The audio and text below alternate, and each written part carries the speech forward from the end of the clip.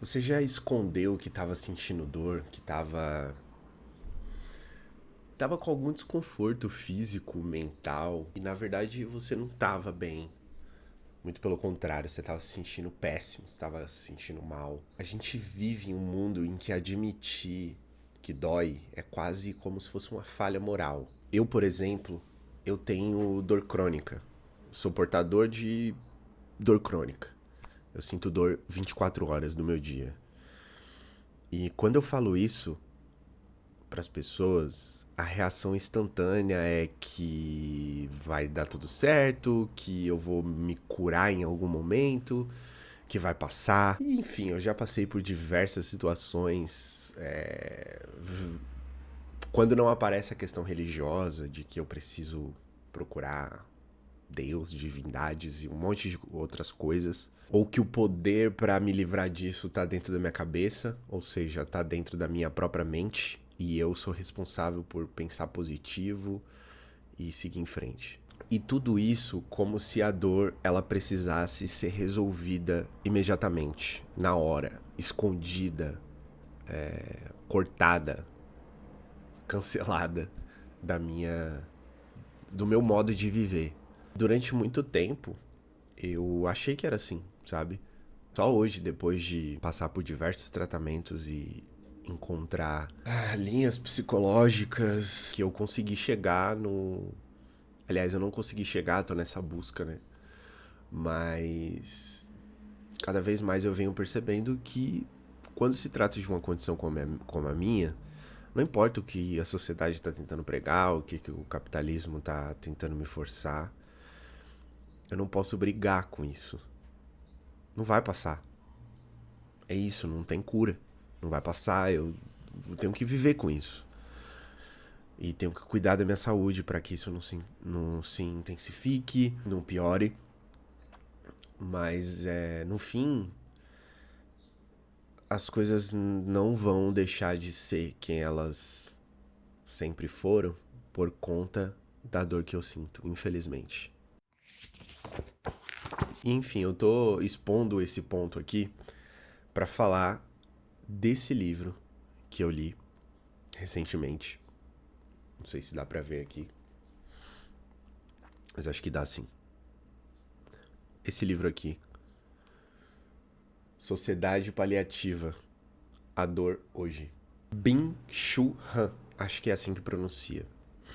É o nome do autor do livro. O livro fala de como a gente vive hoje numa sociedade que não suporta a dor, que anestesia tudo. E foi por isso que eu quis trazer essa contextualização disso que eu vivo, que eu passo nos últimos 7, 8 anos. Porque eu quero refletir um pouco sobre essa pequena obra, ele é bem pequenininho, de como a gente tende a ser doutrinado a não sentir dor. E aí aqui eu tô falando especificamente da minha condição de dor física, que através dela vai para a questão mental, mas você pode levar aí para o seu contexto, como qualquer outro tipo de condição dolorosa, digamos assim. E a gente pode falar de questão financeira, questão social, questão geográfica talvez, enfim.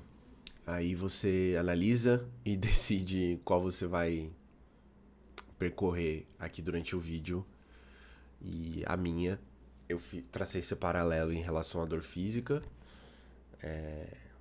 Até porque a palavra dor a gente faz com que nós nos remetemos imediatamente à questão física.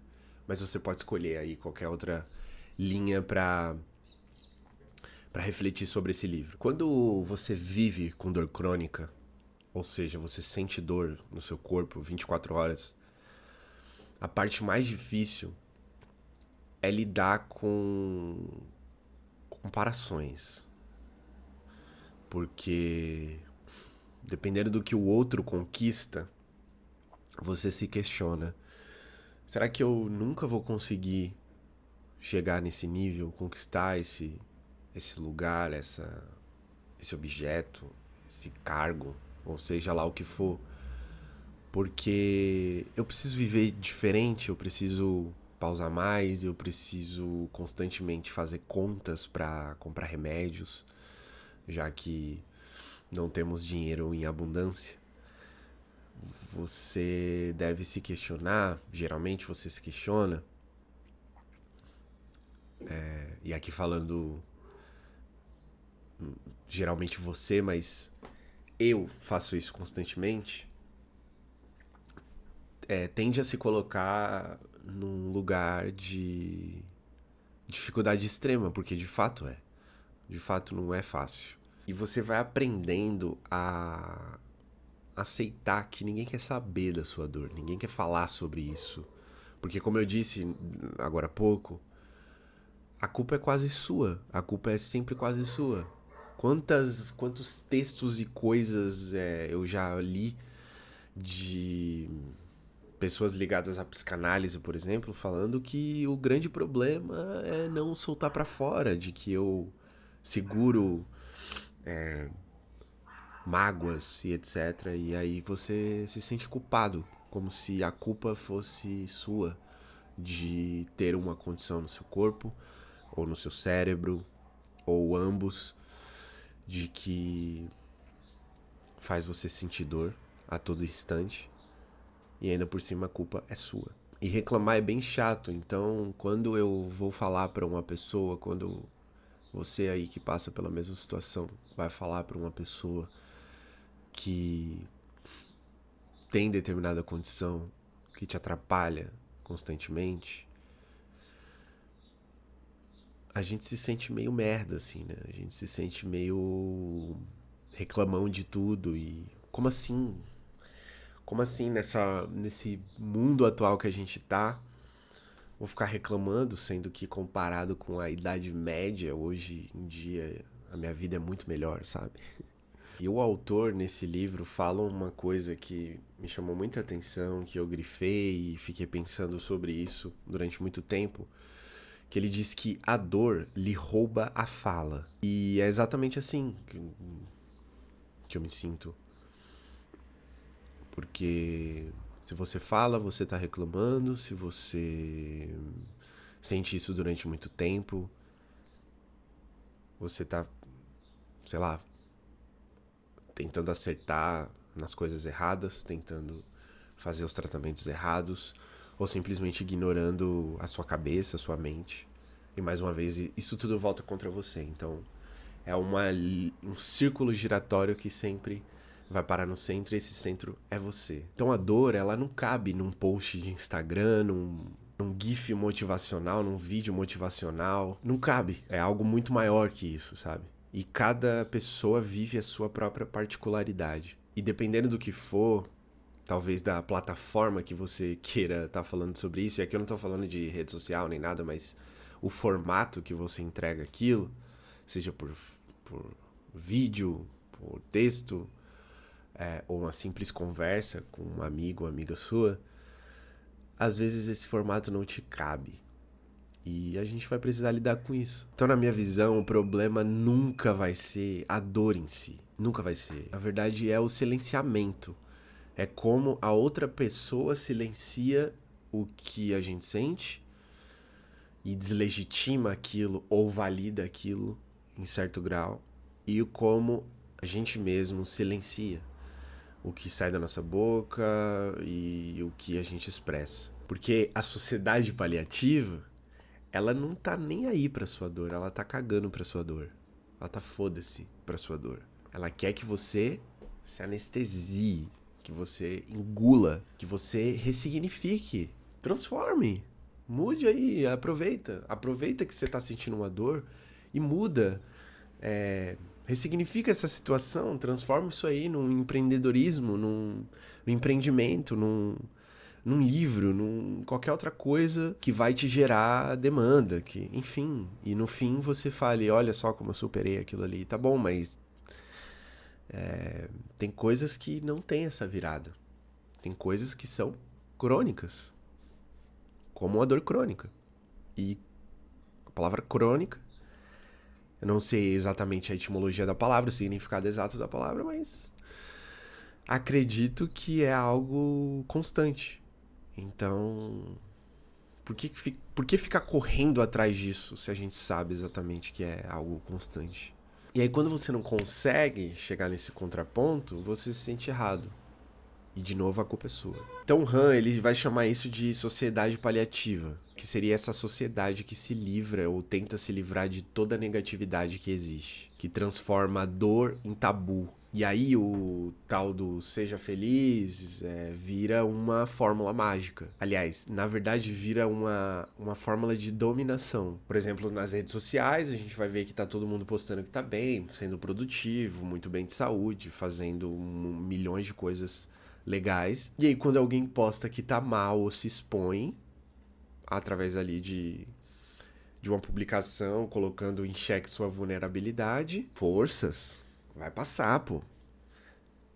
Foco aí no positivo. Vai dar tudo certo. Então foda-se o seu problema. A gente já tem que pensar no próximo. E eu entendo, entendeu? A gente vive numa loucura aqui que às vezes não dá tempo pra ficar pensando nisso, mas o que eu quero dizer é que é como se sentir fosse o problema.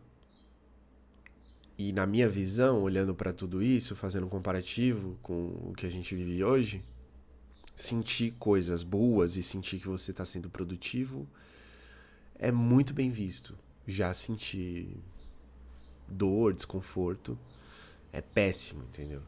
E aí você tem que ressignificar aquilo imediatamente. Você tem que mudar seu mindset, você tem que alterar sua forma de pensar imediatamente. E aí eu acho ótimo porque começa a surgir umas frases de resiliências absurdas como transforma sua dor em combustível, aproveita. Tudo é aprendizado, isso aí que você tá vivendo é um propósito.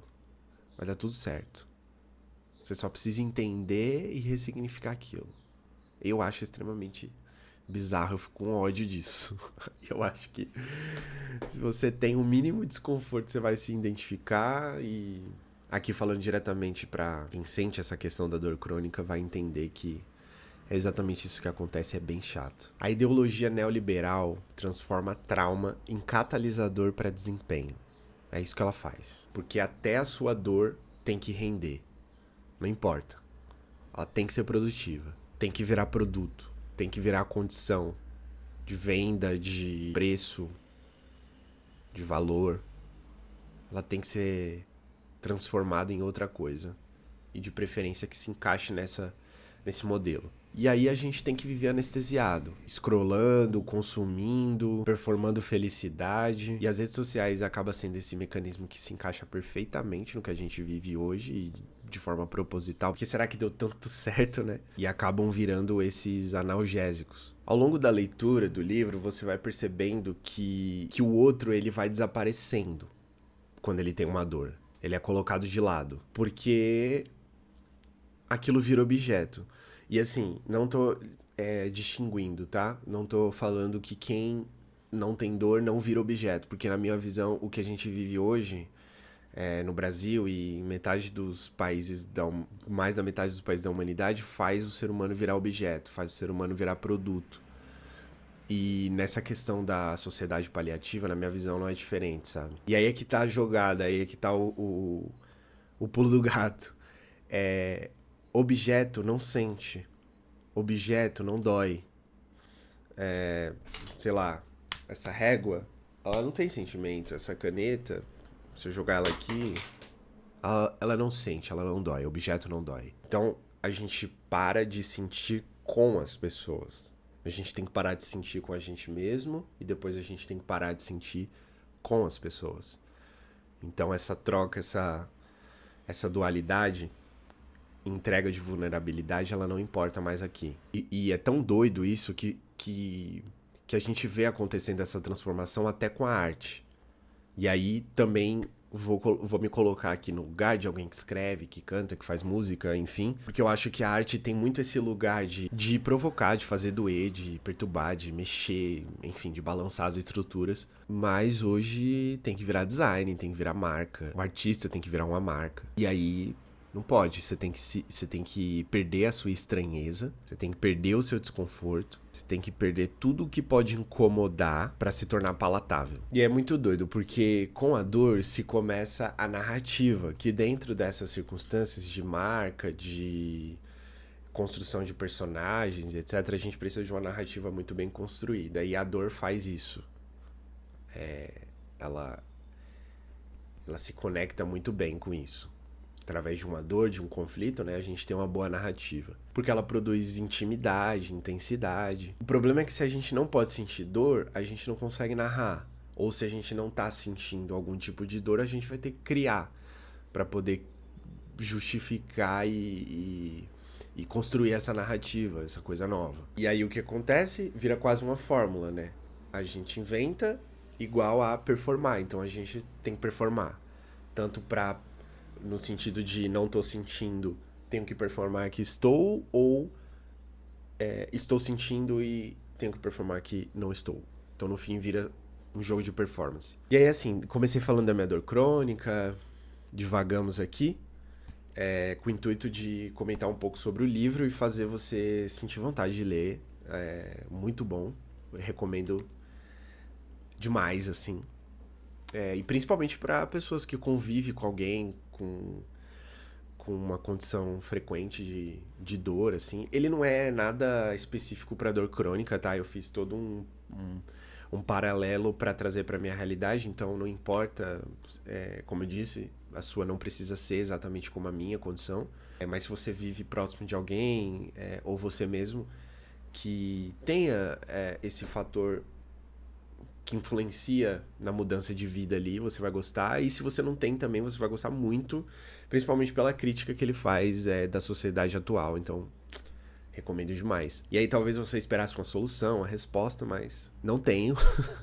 Reflexões aqui pra gente tentar buscar novos livros, novas abordagens, mas não tenho, e acho que esse é um ponto fundamental, né? A gente o tempo todo tá buscando respostas e às vezes nós não temos. A única coisa que eu fiquei pensando putz, e se a gente começasse a pensar, tipo, mano, vamos parar de anestesiar tudo, sabe? Se a gente criasse espaço pra sentir, mesmo que seja desconfortável. E se doer não fosse essa fraqueza gigantesca, é só você sendo humano, as coisas acontecem do nada e a culpa não é sua.